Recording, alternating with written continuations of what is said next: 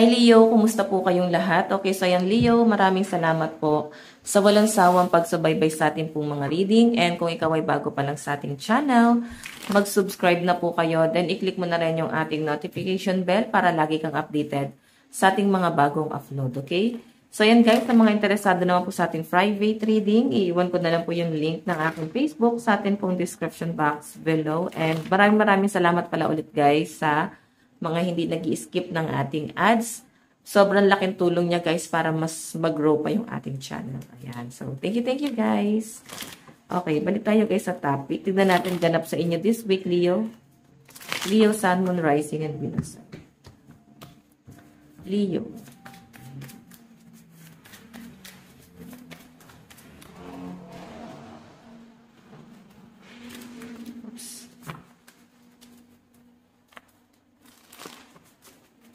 Ganap po kay Leo this week.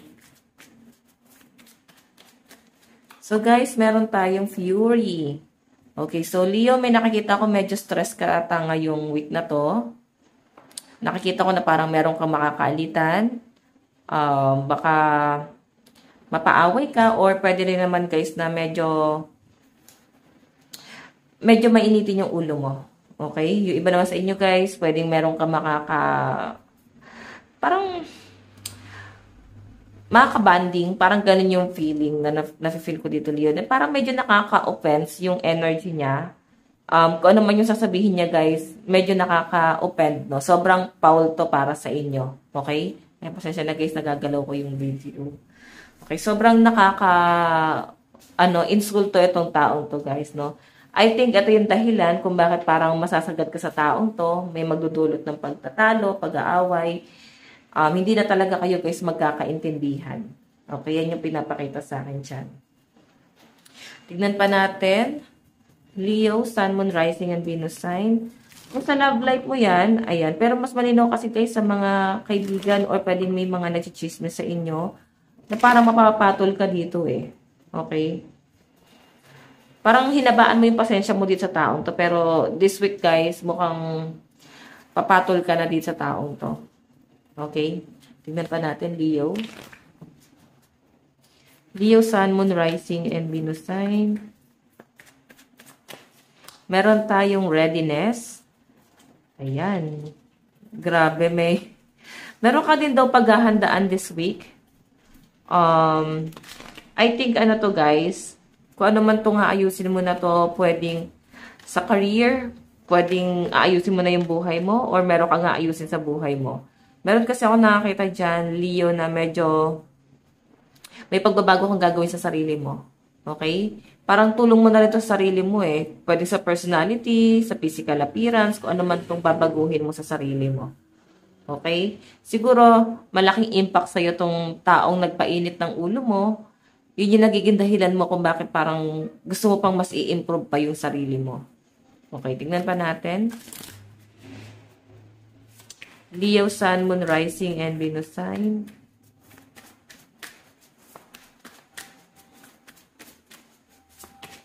Leo, Sun, Moon, Rising, and Venus sign. Meron tayong friendship, team, connection, and network. Okay, so yung iba sa inyo guys, ayan, may dito involved yung mga kaibigan mo ngayong week na to, no?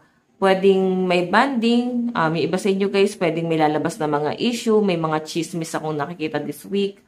Leo, may nakikita ko dyan na pwedeng meron kang kaibigan na manghihingi sa inyo ng advice or tulong. Pero ikaw sa nakikita ko, Leo, huwag ka na guys sumali pa sa gulo ng kahit na sino, especially sa mga kaibigan. Kasi pwedeng ito yung magiging dahilan kung ba't mag-iinit yung ulo mo. Parang madadamay ka sa gulo niyan.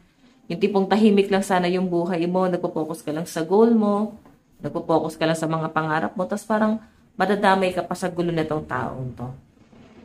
Okay? Tignan pa natin. Leo, Sun, Moon, Rising, and Venus sign.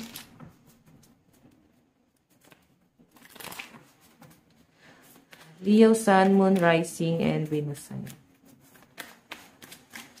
Meron tayong triumph, success, victory, and achievement. Ayan. Basta wag ka lang guys magpapa-apekto ngayong week na to sa gulo ng ibang tao. Wag ka lang din masyado madidistract. Pwedeng dahil guys sa mga issue na lalabas this week, So, mapagtatagumpayan mo to kung ikaw ay magiging nonchalant this week, no? Yung tipong wala ka talagang pakialam. Yes, hindi naman ibig sabihin na hindi ka na nakikialam is talagang literal na wala ka ng pakiramdam. Yun is, gagawin mo lang yun para mapagtagumpayan mo to. Okay, mas makapag-focus ka rito sa career mo, sa goal mo, sa stability. So, nakikita ko sa inyo, Leo, kasi maraming distraction din this week. Marami din ako nakitang gulo dito, like meron kang gustong gawin, sari-saring opinion ang maririnig mo hanggang sa parang hindi mo na rin alam kung ano yung hakbang na gagawin mo para sa sarili mo. Ganun yung nakikita ko dyan, Leo. Okay? Ano na ba yung decision na gagawin mo sa sarili mo? Kasi ang daming opinion dito, sari-saring opinion, guys. Okay? Tingnan pa natin, Leo. Ayan, tabi muna natin to. Leo, Sun, Moon, Rising, and Venus sign.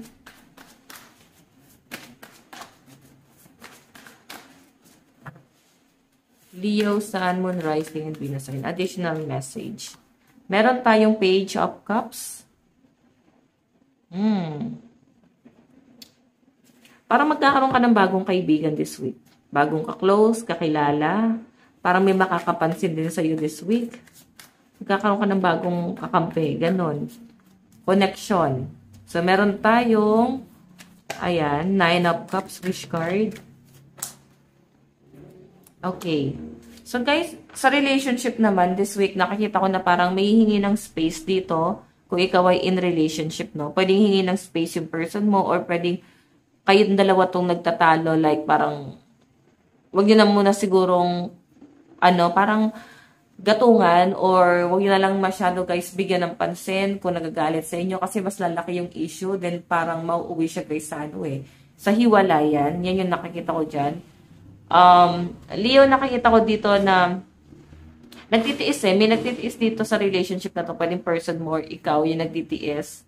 Ang dami ng sacrifice, pero kahit anong gawin, parang hindi na kayang itama pa yung pagkakamali ng isa. Okay, parang kahit anong gawin, siya na mismo yung sisira sa sarili niya. Ganun yung nakikita ko dyan, Leo. Okay, tignan pa natin. Okay, advice.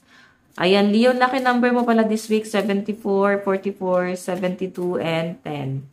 10 nga ba to? Yeah, okay, 19. Tignan natin yung advice mo, Leo. Advice para kay Leo. Meron tayong truth is my teacher. So, ayan, baka meron kang matuklasan talaga na katotohanan din this week.